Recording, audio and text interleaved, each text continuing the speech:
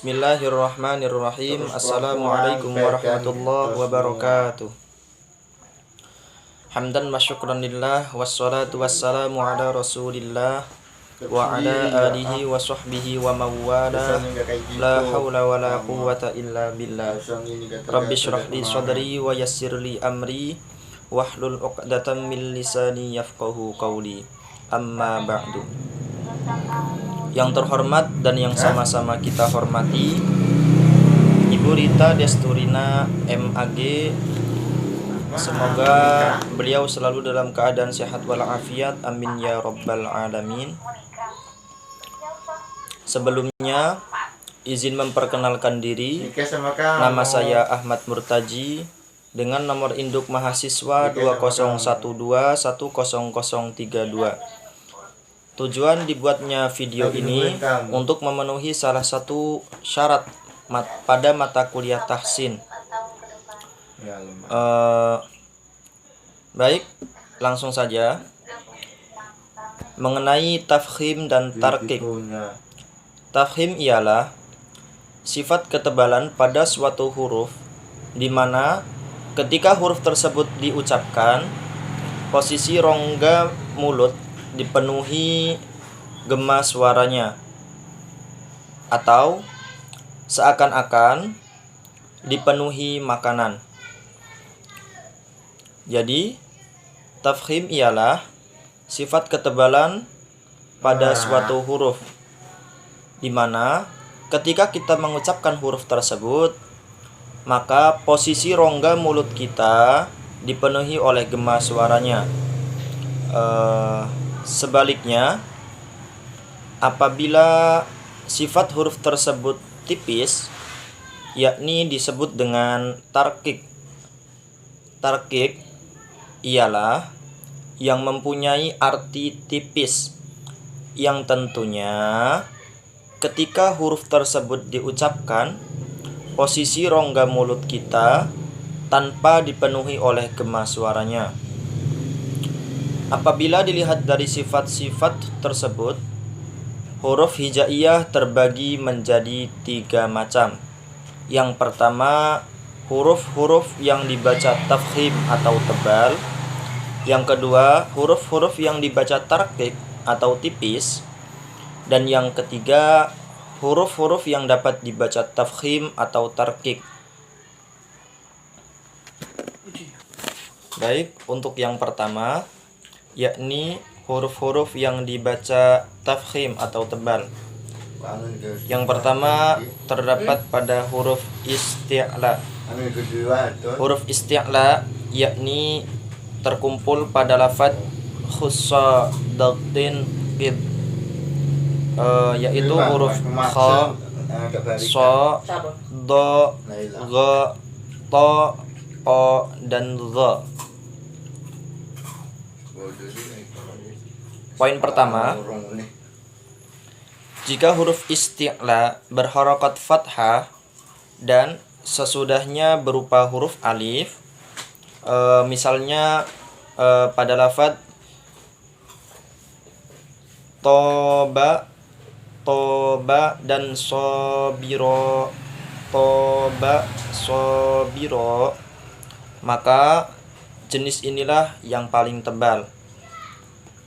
Poin selanjutnya, jika huruf isti'la berharokat fathah dan sesudahnya bukan alif, misalnya pada lafaz doroba dan lafaz toba'a, doroba dan toba'a. Atau juga jika huruf isti'la mati dan huruf sebelumnya berharokat fathah, misalnya pada lafaz matla'in dan juga maghriba, matla'in, maghriba, maka jenis ini tebalnya di bawah poin yang pertama. Jika poin yang pertama itu paling tebal, yakni pada contohnya lafaz toba dan sobiro, maka contoh lafaz matla'in dan maghriba tebalnya di bawah poin yang pertama. Selanjutnya poin yang ketiga, jika huruf isti'la berharokat dhammah, misalnya pada lafadz duriba dan tuba, duriba dan tuba, atau jika huruf isti'la mati dan huruf sebelumnya berharokat dhammah, misalnya pada lafadz wa yut'imuna dan muqmahuna, wa yut'imuna dan muqmahuna, maka jenis ini tebalnya di bawah poin yang kedua, yakni di bawah lafadz matla'in dan juga maghriba.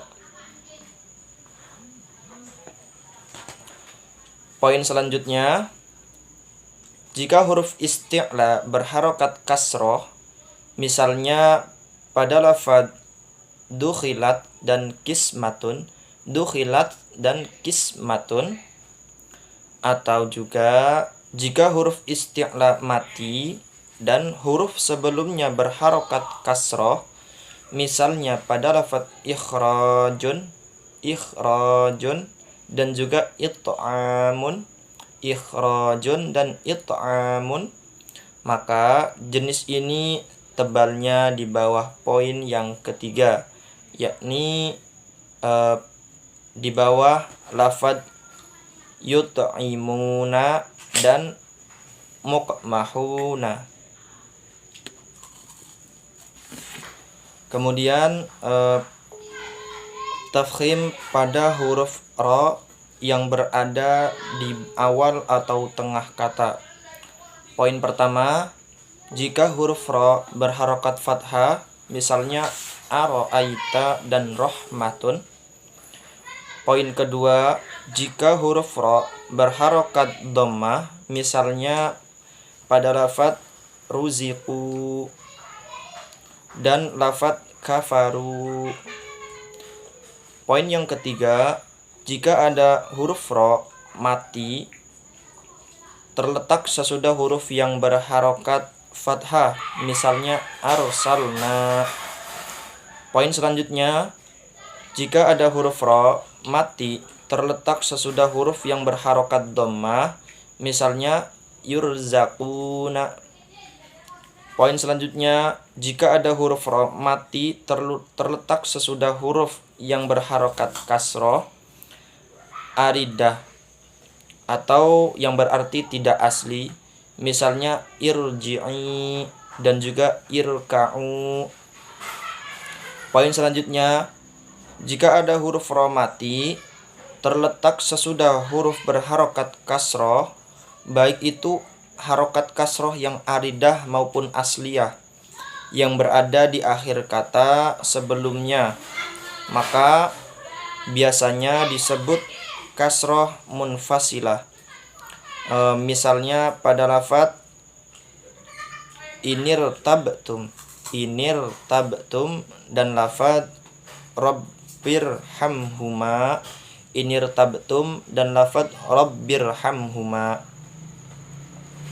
Poin selanjutnya, jika sebelum huruf ra mati berupa huruf yang berharokat kasroh asliyah dan sesudahnya berupa huruf isti'la yang tidak berharokat kasroh. Selanjutnya yakni huruf ra yang berada di akhir kata. Jika ra mati baik asliyah ataupun aridah terletak, poin yang pertama, sesudah huruf yang berharokat fathah, misalnya wal qamar, wala tadhar dan wanhar, wal qamar wala tadhar dan wanhar, yang diwaqafkan atau di antara keduanya dipisah huruf shahih yang mati, misalnya wal asri, yang diwakafkan ya, huruf sahih mati yang diwakafkan. Wal asri. Poin selanjutnya sesudah huruf alif, misalnya an-naru yang diwakafkan. Poin selanjutnya sesudah huruf yang berharokat dhammah, misalnya pada lafadz wa'amur dan wangdur, wa'mur dan wangdur, yakni lafadz wa'mur dan wangdur yang diwakafkan, atau di antara keduanya dipisah huruf sahih yang mati, misalnya pada lafadz ma'al usri yang diwakafkan. Poin selanjutnya sesudah wawu mati, misalnya pada lafadz fis suduri yang diwakafkan. Selanjutnya yakni pada huruf lam yang terletak pada lafadz Allah atau lafadz jalalah. Poin yang pertama, jika lafadz Allah dibaca dari permulaan, misalnya Allahus Somad. Poin yang kedua, jika lafadz Allah didahului huruf yang berharokat fathah, misalnya pada lafadz huwallahu. Poin yang ketiga, yakni jika lafadz Allah didahului huruf yang berharokat dhammah, misalnya Rasulullahi. Dan huruf yang selanjutnya yang dibaca tafkhim yakni huruf alif. Poin yang pertama, jika alif terletak sesudah huruf isti'la, misalnya qola. Poin yang kedua, jika huruf alif terletak sesudah lam lafadz jalalah yang tidak didahului oleh huruf berharokat kasroh, misalnya yuridullahi. Dan poin yang terakhir, jika huruf alif terletak sesudah huruf ro yang tidak dibaca al-imalah, misalnya walau taro.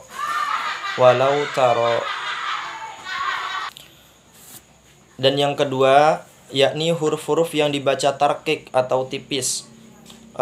Yang pertama yakni huruf isti'la, yakni huruf-huruf hijaiyah selain huruf isti'la. Selain huruf isti'la yang sudah disebutkan yang pertama, maka huruf tersebut dibaca tipis atau tarkik. Dan yang kedua yakni huruf ro yang berada di awal atau tengah kata. Poin yang pertama, jika huruf ro berharokat kasroh, misalnya rijala dan juga min amrina. Poin yang kedua, jika sebelum huruf ro mati berupa huruf yang berharokat kasroh asliyah yang terletak di dalam satu kata, biasanya disebut kasroh muttasilah, dan sesudahnya bukan huruf isti'la, misalnya fir'auna. Huruf selanjutnya yakni huruf ro yang berada di akhir kata. Poin yang pertama, jika huruf ro mati, baik itu asli maupun ardi, sesudah huruf berharokat kasroh, misalnya pada lafadz fatohhir, mudakkir, kudir, dan fakabbir. Yakni sekali lagi contohnya pada lafadz fatohhir, kudir, mudakkir, dan juga fakabbir. Jadi tadi bukan mudakkir ya, tapi mudakkir yang diwakafkan, atau antara keduanya dipisah huruf sahih mati yang bukan huruf isti'la, misalnya pada lafadz wala wala bikr, dan kemudian diwakafkan wala bikr. Jadi ro-nya itu agak di bawah sedikit. Poin selanjutnya yakni jika huruf ro mati, yakni ro ardi yang tidak asli, sesudah ya mati, misalnya pada lafadz basirun, khabirun, wassulhu khair, yang diwakafkan. Dan huruf selanjutnya yakni huruf lam pada lafadz Allahu. Jika sebelum lafadz Allah didahului huruf yang berharokat kasroh, misalnya wa may yattaqillaha, jadi dibaca tipis, wa may yattaqillaha. Dan huruf yang terakhir yakni huruf alif. Jika huruf alif tidak terletak sesudah huruf isti'la atau tidak terletak sesudah huruf lam pada lafadz Allah, misalnya pada lafadz la raiba, la raiba. Dan bagian yang ketiga atau yang terakhir yakni huruf yang dapat dibaca tafkhim atau tarkik, huruf yang bisa dibaca tebal atau tipis. Yang pertama yakni huruf ro yang berada di tengah kata. Jika sebelum huruf ro mati berupa huruf yang berharokat kasroh asliyah dan sesudahnya berupa huruf isti'la yang berharokat kasroh, misalnya kullu firqin, kullu firqin. Dan yang kedua yakni huruf ro yang berada di akhir kata. Jika akhir kata berupa huruf ro mati, tidak asli, dan huruf sebelumnya berupa huruf yang berharokat kasroh namun dipisah oleh huruf isti'la yang mati atau sukun.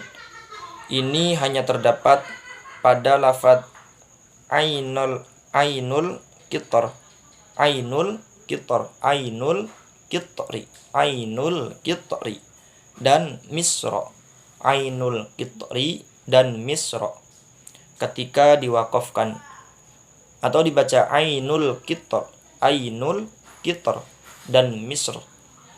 Mungkin itu yang dapat saya sampaikan pada video ini. Saya mohon maaf